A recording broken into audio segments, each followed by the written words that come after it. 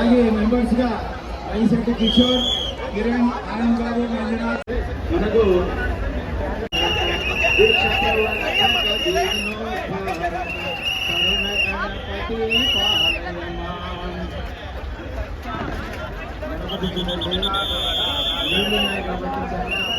ఇబ్బందులు గమనించి పడవ ప్రయాణం చేస్తే చాలా బాగుంటుంది అనుకున్నట్టున్నాము. చక్కనైనటువంటి పడవ రూపంలో తిలకించండి. చక్కగా పడవలో ప్రయాణం చేయడానికి మన ఈ కేసీ కాలంలోకి గంగామాత ఒడిలోనికి తుంగభద్రామాత ఒడిలోనికి చేరుతూ ఉన్నాడు.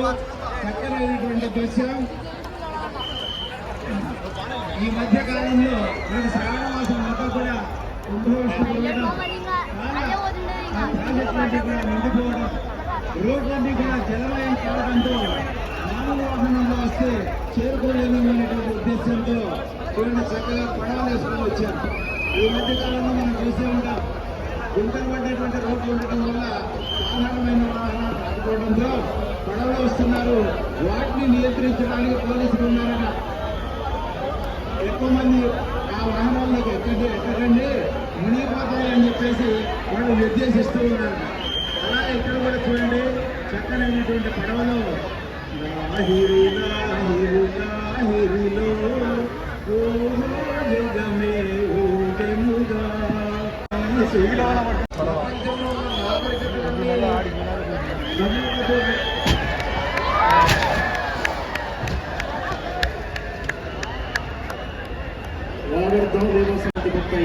జగతా పితరో వందే పార్వతీ పరమేశ్వరరావు.